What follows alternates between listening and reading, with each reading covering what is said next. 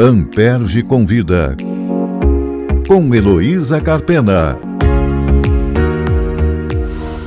Amperge Convida é um programa sobre o Ministério Público do Rio de Janeiro, suas histórias e seus personagens, e é destinado não apenas àqueles diretamente envolvidos com a instituição, promotores, procuradores e servidores, mas a toda a sociedade que ele representa. Em linguagem simples e direta, vamos tratar de temas relacionados à atuação do MP, entrevistando os protagonistas dessa história. Eu sou Heloísa Carpena e convido todos a acompanhar esse podcast.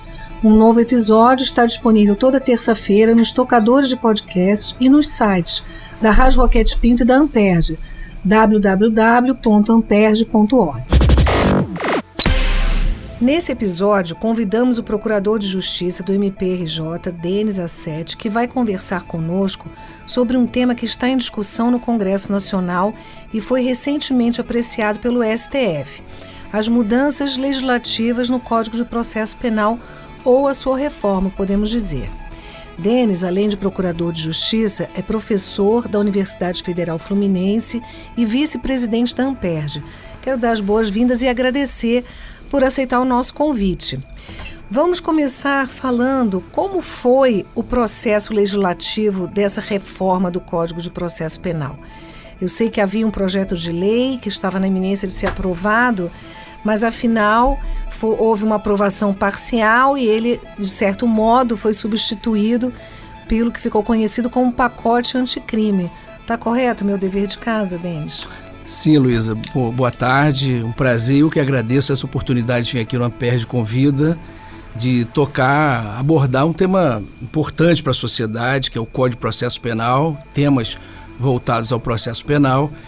E, na verdade, no ano de 2009, o então senador Zé Sarney deu início a um projeto no âmbito do Senado, projeto de lei 156, que depois de um tempo, do ano seguinte, foi à Câmara dos Deputados em caráter de revisão, conforme artigo 65 da Constituição, e desde então, 2010, esse projeto, o projeto 8.045, ele tramita na Câmara dos Deputados. Ainda está tramitando. No final de 2021, ou na meados de 2021, havia me parece, um clima bem apropriado para a aprovação do texto do novo Código de Processo Penal, mas acabou que a própria a eleição presidencial, que já se avizinhava, me parece que atropelou essa iniciativa, essa proposta de, naquele ano de 2021, aprovar um novo texto, e ela, desde então, me parece que o último ato, propriamente, da presidência data de junho de 2021, quando ele extinguiu uma comissão especial que tinha sido formada para examinar o texto. De lá para cá, só tem iniciativas de deputados pedindo o que eles nominam de desapensação de projetos que foram, digamos, juntados ao projeto do Código de Processo Penal, tendentes a aperfeiçoamento do texto. Entendo. Quais são, então, os principais temas que foram tratados por esse pacote? Assim, essa reforma parcial abordou que assuntos? Sim, o pacote anticrime, o pacote anticrime do ano de 2019, ele consistiu, na verdade, numa reforma parcial do Código de Processo Penal, já que a reforma definitiva não saía, adveio uma reforma parcial com temas como o juiz de garantias, acordo de não persecução penal, a nova sistemática de arquivamento de inquéritos policiais. Então essa alteração, que na verdade repetiu o que vem sendo feito desde a edição do Código, que é da década de 40 do século passado. O Código está completando agora em janeiro, me parece, 83 anos. Essa iniciativa do pacote anticrime veio dentro da mesma sistemática de até então observada, que era reforma parcial. E esses temas aí, como eu comentei, o acordo de não persecução penal, a nova sistemática do arquivamento, o juiz de garantias e a própria audiência de custódia vieram tratadas nesse pacote anticrime. Todos esses temas que você mencionou são polêmicos, né, Denis? Deram o que falar. E o STF teve uma intervenção importante aí nesse processo de implementação dessas novas normas do pacote. Pode falar um pouco disso? Conta essa história para a gente. O que ocorreu é que o pacote tocou em pontos muito sensíveis da própria organização do sistema de justiça e da máquina judiciária especificamente. Portanto, em torno disso é que se propuseram 4 ações diretas de inconstitucionalidade, e no âmbito dessas ações o relator, o ministro Fux, suspendeu a eficácia de alguns dos dispositivos do pacote anticrime, por exemplo, no tocante ao juiz de garantias, especialmente, no tocante à sistemática do arquivamento. O papel do STF foi, o que me pareceu, foi de buscar um tempo a mais para um amadurecimento daquele texto ali, até que os operadores, os pensadores do processo penal chegassem digamos, a um consenso, o que, aliás, ainda não se chegou, posso dizer a você, chegasse a um consenso. O fato é que essas ADIs levaram a uma liminar do ministro Fux, suspendeu os efeitos de vários dos artigos, e outros passaram a ter vigência desde então, mas esses cuja eficácia ficou suspensa, em recente julgamento, o STF acabou de julgar essas ADIs e estabeleceu um prazo, no caso do juiz de garantias, um prazo de 1 ano, me parece, para que a máquina judiciária se acomode, se ajeite a essa nova sistemática, prazo esse que pode ser prorrogado por mais 1 ano. No mais, o pacote já tem vigência, está em plena vigência. Eu não sou da área, então vou fazer uma pergunta que pode ser bastante óbvia, né? Mas por que o juiz de garantias, que me parece uma providência, né? Uma modificação muito positiva, né? Em termos de, como o nome está dizendo, né? De garantir direitos aquele que está sendo processado, do apenado, assim, por que esse tema suscitou tanta controvérsia, na sua opinião? Você acha que é só uma questão organizacional, quer dizer, de reformulação interna do Poder Judiciário para dar conta dessa nova função, ou tem mais coisa além disso? Oi, Luísa, realmente é um tema bem sensível e ao que me parece, e aqui não vai nenhuma crítica com essa colocação, eu sou absolutamente favorável à implantação do juiz de garantias. Me parece que o processo penal, ele traz consigo, dos seus operadores, uma forte carga ideológica. E nesse âmbito se dividem, digamos, os partidários de um modelo de processo garantista, outros de um modelo de processo mais punitivista, voltado à questão da lei e da ordem. O fato é que há necessidade de ter um juiz exclusivo para os temas da investigação, para fiscalizar, digamos assim, monitorar no que diz respeito aos direitos fundamentais do investigado, monitorar essas questões, eventualmente deferindo medidas protetivas no sentido de proteção dos direitos dessas pessoas. Porque o indivíduo investigado, ele é somente um indivíduo investigado, ele não é acusado, muito menos condenado. Ele tem direitos como qualquer cidadão. E a atuação do juiz das garantias se prenderia a fiscalização dos direitos fundamentais, a proteção dos direitos fundamentais quando o indivíduo eventualmente recorresse ao Poder Judiciário buscando essa proteção. Com isso, esse juiz das garantias, ele deve ficar afastado da parte de instrução, e um outro juiz, chamado juiz da instrução, fica encarregado da parte processual propriamente dita e do julgamento. Esse juiz da instrução não se imiscuiria nas questões da investigação, não deve se imiscuir, não deve se meter nas questões da investigação, justamente para não se impregnar dos vícios que são normais de uma investigação. A investigação é um ato, consiste em atos levados a efeito pela polícia, e muitas em ambiência de informalidade, mas sem contraditório, sem ampla defesa.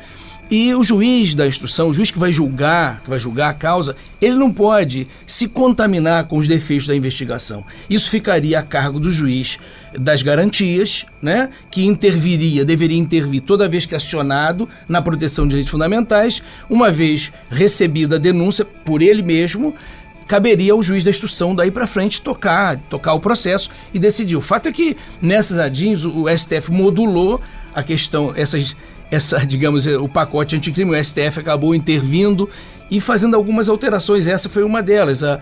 O juiz das garantias acabaria, digamos, a competência dele com recebendo a denúncia. A partir daí seria o juiz da instrução, né? O STF já entendeu que a interpretação que se dá ao dispositivo é que essa competência acaba, oferecida a denúncia, vai ser o próprio juiz da instrução que vai receber a denúncia. Mas aí, recebendo a denúncia, ele vai ter que ter acesso à investigação e, de alguma forma, vai se impregnar com eventuais vícios dessa investigação. Então, o que a comunidade está aguardando... Ontem mesmo eu ouvi e participei, não como debatedor, mas como ouvinte de um debate que houve na Emerge sobre a intervenção do STF nas ADINs frente ao pacote anticrime. E o que eu percebi dos palestrantes é que a comunidade está aguardando a publicação do acórdão para manejar eventuais ferramentas, embargo de declaração, voltada a uma reapreciação, talvez a uma reapreciação de decisões que, de alguma forma, até meio que desfiguraram o novo sistema implantado, porque o artigo 3º-A do pacote anticrime, aliás, o pacote anticrime inseriu o artigo 3º-A no Código de Processo Penal, expressamente dizendo que estaria adotado a partir de então o sistema acusatório. A interpretação que o STF deu a alguns artigos do pacote anticrime, ele vai de encontro a esse sistema acusatório, ou seja... Sem contraditório. Assim, a questão da gestão da prova, a cargo do juiz, isso tudo vai de encontro ao sistema acusatório. O sistema acusatório não comporta esse tipo de mecanismo, não comporta esse tipo de possibilidade. O juiz, no sistema acusatório, tem que estar ali aguardando as partes se desincumbirem da tarefa de provar as suas teses. E ele fica ali inerte, aguardando o que essas partes trouxerem para poder decidir. Né? Pela interpretação do STF, são só questões pontuais, mas ele meio que desvirtuou, com a devida vênia, desvirtuou um novo modelo de processo que o pacote anticrime procurou implantar. Entendo. Agora, entre garantistas e não garantistas, em termos de efetividade, você acha que a adoção desse modelo do juiz de garantias torna mais célere o processo ou, ao contrário, alguma coisa que vai prolongar esse período da investigação, levando a talvez um agravamento da impunidade? Qual é a tua percepção? Não, eu creio que não. De alguma forma, o juiz hoje, dentro desse sistema instaurado com o Código de Processo Penal, o juiz já tinha esse papel, e especialmente a partir da Constituição de 88, já tinha esse papel de garantidor dos direitos fundamentais do investigado.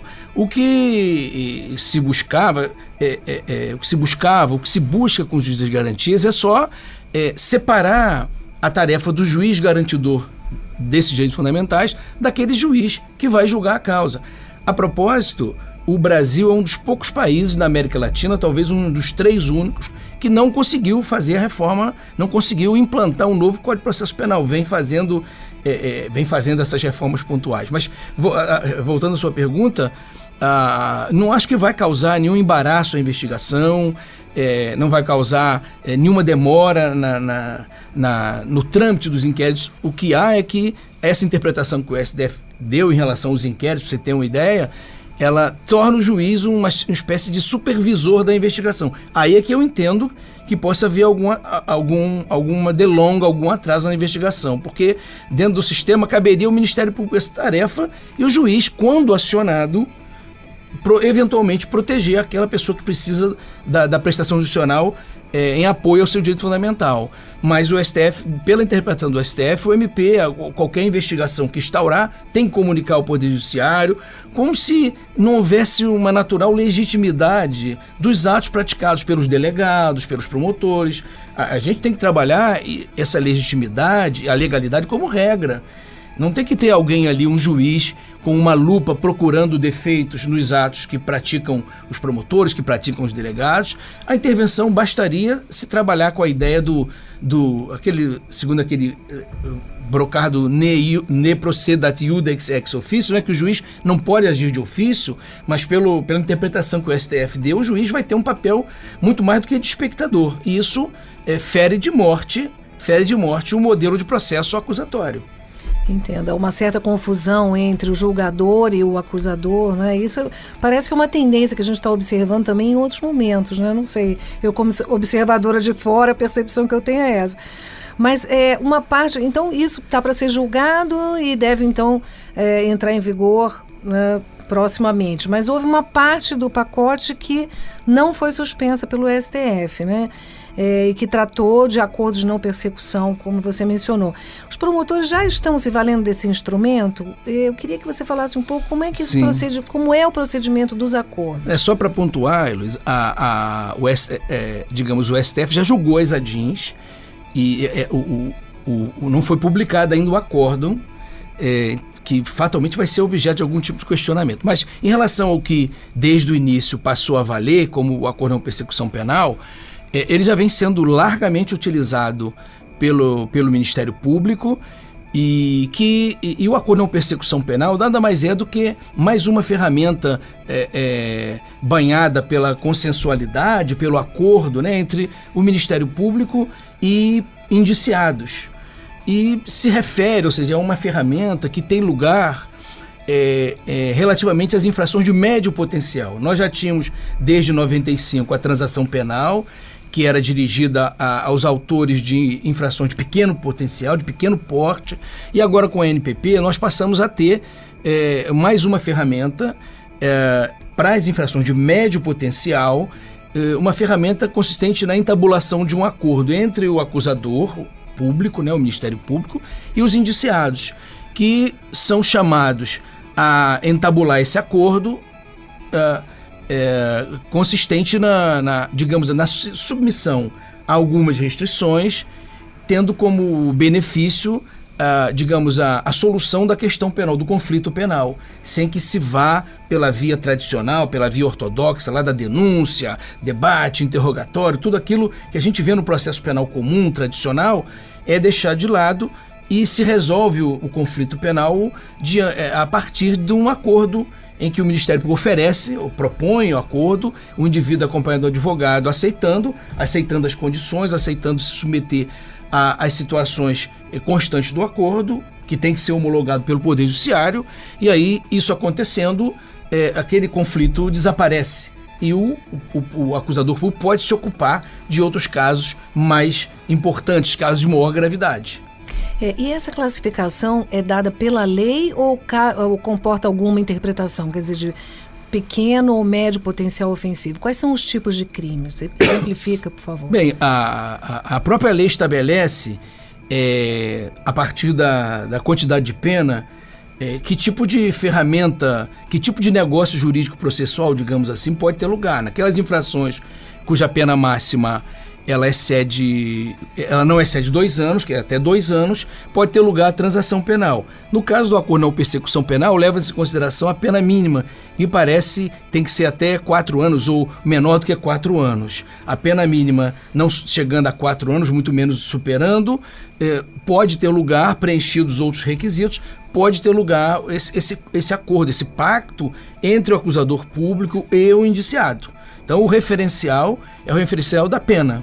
Tá? Não é o único, a única condição, a única hipótese, a única situação de cabimento em que se diz, cabe o ANPP, mas é o referencial principal. É uma faculdade do acusador ou o preso tem direito a esse acordo? Olha, essa é uma pergunta bem complicada. O entendimento que tem prevalecido é que se trata de um poder-dever do Ministério Público, porque o artigo 28A, o Tratado do Acordo de Não Persecução Penal, diz que o Ministério Público deverá examinar a necessidade e suficiência da medida. Eu vejo com alguma particularidade essas iniciativas. Assim, eu tenho há muita crítica quanto a se tratar de um direito público subjetivo. Ainda é objeto de reflexão da minha parte esse instituto no tocante à sua natureza jurídica, ao seu espaço nas coisas do processo penal.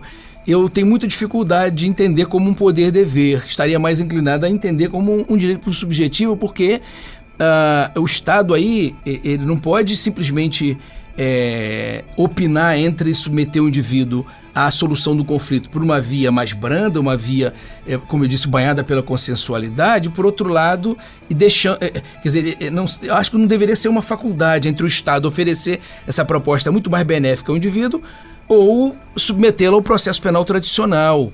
Eu acho que o indivíduo tem o direito a ser, digamos, atormentado, né, da forma menos incômoda possível. E o acordo de persecução penal é naturalmente uma forma um mecanismo muito menos, que traz muito menos incômodo pro investigado. Até porque, repito, ele é apenas um investigado, ele não é nem acusado nem é condenado.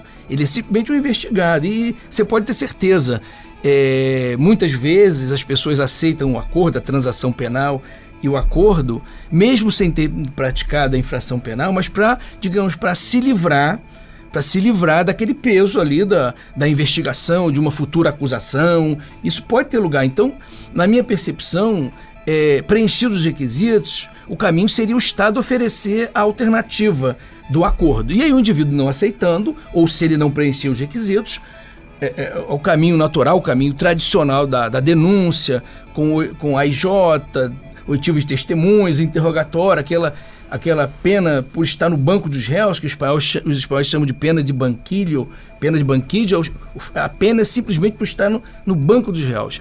Isso tudo aí, se o indivíduo não reunir as condições, ou se ele não aceitar o pacto, ele então se submete ao processo penal tradicional. Mas, repito, o entendimento tem prevalecido é que se trata de um poder-dever do Ministério Público.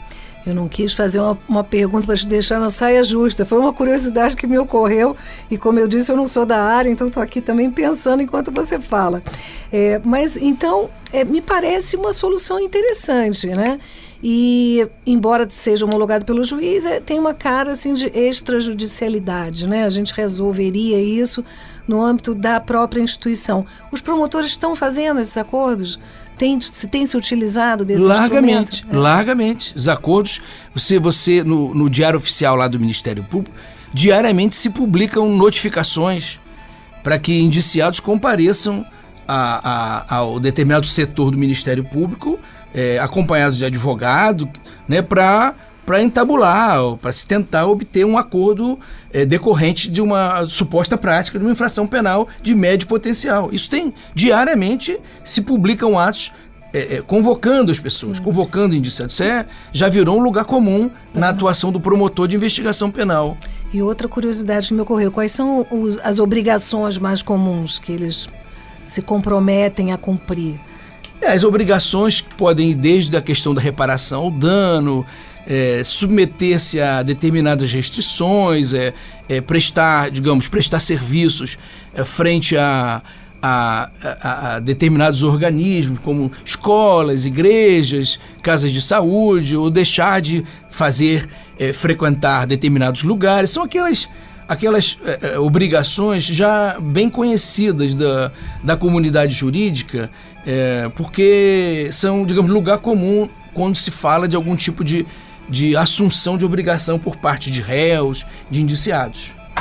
E uma dificuldade também é controlar o cumprimento do acordo, né? Estou imaginando aqui que é mais uma tarefa para o Ministério Público.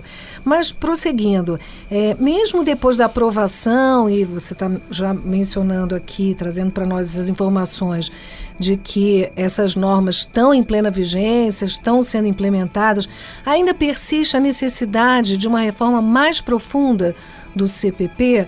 Você acha que essa é a tendência? Em quais seriam os temas ainda que merecem ser enfrentados? Sim, eu acho que a gente caminha para o advento de um novo Código de Processo Penal, ele já tarda, e é evidentemente que esse texto do novo Código de Processo Penal vai contemplar os pontos versados no pacote anticrime, e alguns outros como a questão da justiça restaurativa, da investigação defensiva, e sem contar o estabelecer um maior rigor técnico do Código de Processo Penal, que o processo penal sempre foi tido como a Cinderela do direito processual. Então, estabelecer um rigor técnico no Código de Processo Penal, com previsão de um sistema recursal mais afinado com o momento que a gente vive. E eu não tenho dúvidas em te dizer que sempre há necessidade de um novo Código de Processo Penal, porque alguém já afirmou muito adequadamente que a gente mede um grau de civilidade de um povo a partir do seu processo penal. E nós temos um código que funciona, mas é meio que um Frankenstein, né? Embora o Frankenstein seja um médico, né? O produto do Dr. Victor Frankenstein é que é um monstro. Mas a gente conhece lá o monstro como Frankenstein. O nosso processo penal é um Frankenstein porque ele vem sofrendo reformas desde da década de 80, da década de 70 do século passado. Tivemos reformas na área procedimental em 2008, em 2011 reforma na área da cautelaridade, em 95 tivemos a 9.099, que institui os juizados especiais criminais, que é uma lei esparsa, mas que, com significativo reflexo no processo penal. Então, eu acredito que o aperfeiçoamento é necessário e é importante, especialmente para conformar, para adequar o Código de Processo Penal à exata orientação do legislador constituinte. Então, nós precisamos de um código novo, acho que ele virá, e esses temas que eu comentei da investigação defensiva, da justiça restaurativa, uma organização na sistemática dos recursos, com a inserção do agravo, como nós temos no processo civil, do mandado de segurança no Código de Processo Penal, que nós não temos hoje, e mais algumas questões que certamente vão nos dar um código, um conjunto de regras, um macrosistema mais condizente com o Estado Democrático de Direito. Eu vou pegar uma frase que você acabou de dizer para te questionar. Você disse sintonizar com o momento que a gente está vivendo. Que momento é esse? Assim, qual é o espírito da época que a gente está vivendo? Porque, para quem olha de fora, quer dizer, a sociedade percebe, né, uma persistência de uma situação de impunidade, eu acho que a gente pode dizer assim, né? Mas me parece que se a gente quer botar, né, responsabilidade em alguma coisa, não seria no processo penal, né? Porque essas inovações que você está mencionando, para mim, soam como fortalecimento da posição do réu. Estou fazendo uma análise mais ou menos precisa dessa realidade? Sim, então, sim. Qual é esse momento? Não, a verdade é que, como o professor professor Aury Lopes Júnior, um eminente advogado brasileiro com muita produção acadêmica e tal, que punir é civilizatório. Nós precisamos da punição, inegavelmente. Punir é civilizatório, mas o como punir é tão importante, né, tão importante quanto o próprio punir, né? Então, eu digo, o momento que a gente vive, um momento de suposta impunidade, não pode ser argumento para deixarmos de compreender que o Código de Processo Penal, a função do processo penal é uma função de contenção. O Código de Processo Penal, o escopo do processo penal não é punir ninguém. O escopo das regras processuais, do devido processo legal, na sua vertente do devido processo penal, o escopo é de conter o direito de punir do Estado. Porque o Estado, prender alguém, submeter alguém a 5, 10, 20 anos de cadeia, é uma medida muito violenta. Muito violenta. E a gente tem que ter responsabilidade na hora de submeter uma pessoa a um processo, e mais, especialmente se tivermos sucesso nessa exposição e levarmos essa pessoa para trás das grades. Então, o processo penal, ele não tem o escopo de punir, ele não pode ser responsabilizado pela impunidade, porque o escopo dele é evitar, a finalidade, o escopo é evitar que o Estado se vale desse direito de punir abusivamente. Essa que é a finalidade do nosso código. A compreensão de que nós vamos punir a partir do código é equivocada. Então, se nós vivemos num momento delicado, um momento realmente em que, especialmente a partir das redes sociais, as questões chegam ao conhecimento público com muita facilidade, isso é importante que as pessoas conheçam como que os atores do processo, como que os nossos representantes, como nós estamos funcionando, se estamos funcionando adequadamente, mas as pessoas têm que ter em mente que o nosso Código de Processo não está ali, nesse momento delicado, é aí mesmo que esse código ele tem que se fazer presente e dizer, olha, punir é civilizatório, mas nós vamos punir de acordo com a lei. Porque se o Estado se afasta dessa regra, aí o Estado se torna tão criminoso quanto aquele indivíduo que está à margem da lei. E perde legitimidade, né? Com toda Com certeza. Com certeza. E para finalizar, qual é a contribuição que o MP pode dar a esse processo de reforma do CPP?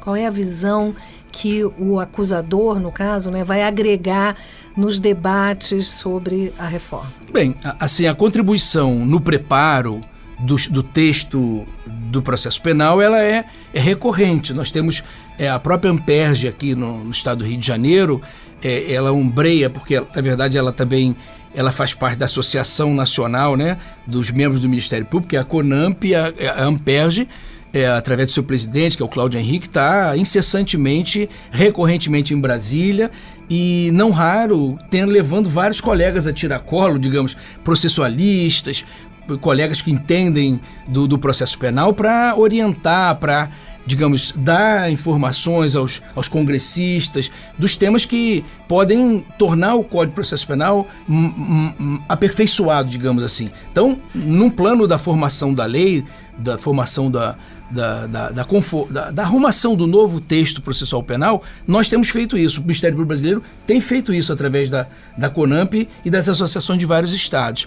No âmbito da nossa atuação na área criminal, o que a gente tem que buscar, eu acho que isso já acontece, mas a gente sempre tem que estar atento para essa necessidade, nós temos total responsabilidade em cobrarmos da polícia investigações bem feitas, e a polícia também se desdobra com as dificuldades que nós sabemos que tem, e faz um bom trabalho, mas nós temos sempre que procurar o melhor dos melhores. É verdade que o Cláudio Henrique costuma dizer que o ótimo é inimigo do bom, mas a gente tem que tentar na investigação sempre o ótimo, porque o ótimo vai nos dar tranquilidade na hora de externar uma acusação frente a uma pessoa, que é uma medida já dura, uma medida difícil, mas a gente tem que ter um bom material produzido pela polícia e uma responsabilidade na hora de formular a acusação, e depois, durante o processo, temos que ter também a responsabilidade de separar o joio do trigo, quando for o caso, que é como acontece normalmente. É verdade, mas a gente tem que estar sempre atento para isso. No âmbito do processo, separando o joio do trigo, dá a César o que é de César. Se o indivíduo merece a condenação, que se condene. Se não merece, podemos, digamos assim, pleitear, opinar pela absolvição. Devemos opinar pela absolvição com tranquilidade. Então, seja no âmbito legislativo, com os nossos especialistas na área do processo penal, seja em âmbito da nossa atuação no sistema de justiça, nós podemos contribuir, já contribuímos até, eu acredito, enormemente. Maravilha. Sucesso nessa missão. Agradeço novamente a sua participação e convido os ouvintes a acompanharem o programa para não perderem nenhum episódio. Toda terça-feira um episódio novo vai ao ar no site da Rádio Roquete Pinto, no site da Amperge e nos tocadores. Se você gostou desse episódio, curte, dá 5 estrelas e faça seu comentário. Amperge convida, com Heloísa Carpena.